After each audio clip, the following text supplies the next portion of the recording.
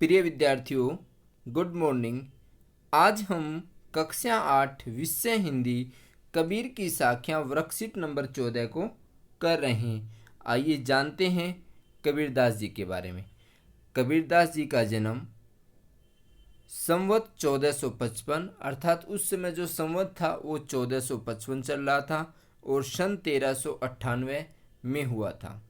जनश्रुति के अनुसार उनका जन्म एक विधवा ब्राह्मणी के घर से हुआ और लोक लाज के भय से उन्होंने इन्हें त्याग दिया और एक जुलाहा दंपत्ति ने इनका पालन पोषण किया। और ये जो है उस जुलाहा दंपत्ति को लहर तारा नामक तालाब के किनारे पड़े हुए मिलते हैं। जिसने इनका पालन पोषण किया वे ही कबीर के माता पिता कहलाए और उनके नाम थे नीमा और नीरू। ये जुलाहा दंपत्ति थे। कबीर जी की मृत्यु 120 वर्ष की उम्र में हुई अर्थात संवत उस समय 1575 था और सन थी 1518 में मगहर में इनकी मृत्यु हुई। आइए जानते हैं इनकी साखियों के बारे में। आज हम जो है कबीरदास की साखियाँ नामक पाठ में इनसे जुड़ी हुई दो ही साखियों का अध्ययन करेंगे। प्रथम साखी है साध जाति न पूछो साध की पूछ लीजिए ज्ञान, मोल करो तरवार का पड़ा रहने दो म्यान।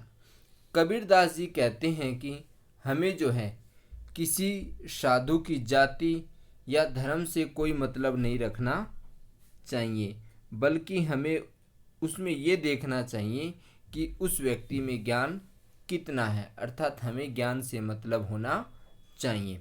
आगे कबीरदास जी कह रहे हैं कि मोल करो तरवार का पड़ा रहने दो म्यान।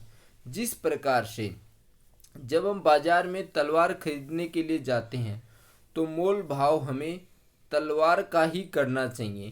कह रहे कि जो म्यान होता है जिसके अंदर हम तलवार रखते हैं उसका नहीं करना चाहिए, क्योंकि युद्ध भूमि में उपयोगिता तलवार की होती है न कि म्यान की।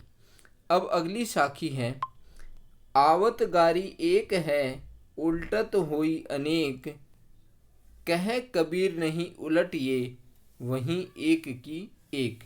यहाँ पर कबीरदास जी हमें समझाते हुए कह रहे हैं कि आवत गारी मतलब गाली।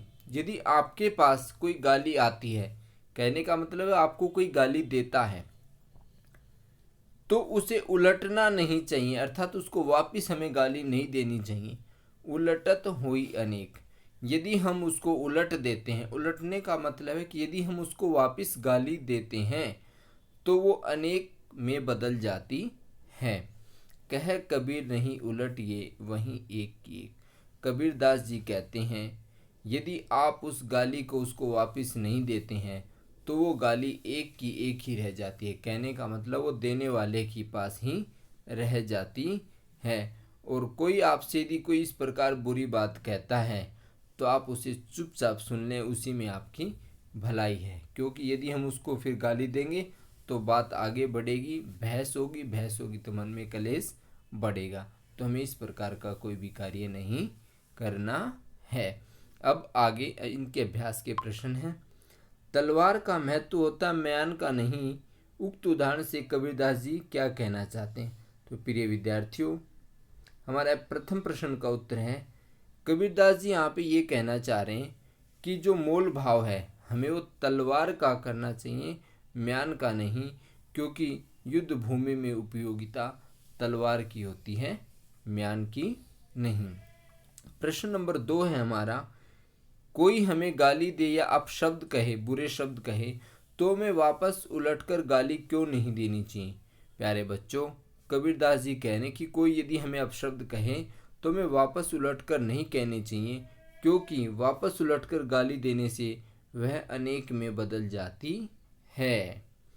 प्रश्न नंबर 3 है हमारा कबीर के दोहे को साखी क्यों कहा जाता है? पता कीजिए और लिखें।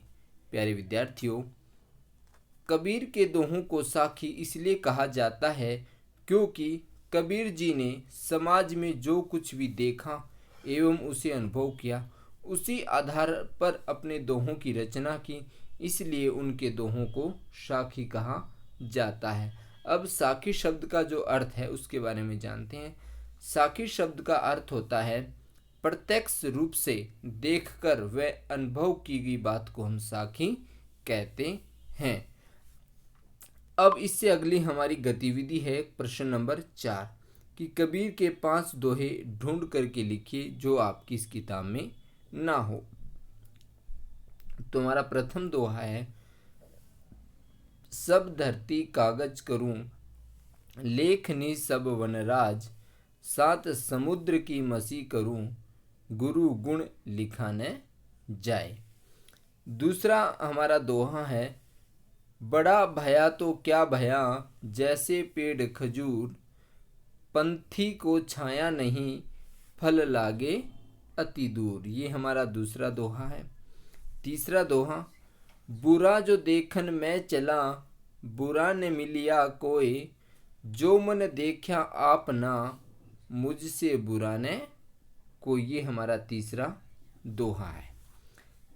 चलती चक्की देख के दिया कबीरा रोए, दो पाटन के बीच में साबुत बचाने कोई। ये हमारा चौथा दोहा है। पांचवा, जहाँ दया तहाँ धर्म है, जहाँ लोभ वहाँ पाप, जहाँ क्रोध तहाँ काल है, जहाँ समा वहाँ आप। ये हमारा पांचवा दोहा है। तो प्यारे बच्चों, हमें 5 दोहे ढूंढ करके लिखने थे, ये हमने लिख दिए हैं। प्यारे बच्चों, यदि आपने चैनल को सब्सक्राइब नहीं किया तो आप सब्सक्राइब करें, लाइक करें और अपने दोस्तों को भी शेयर करें। धन्यवाद।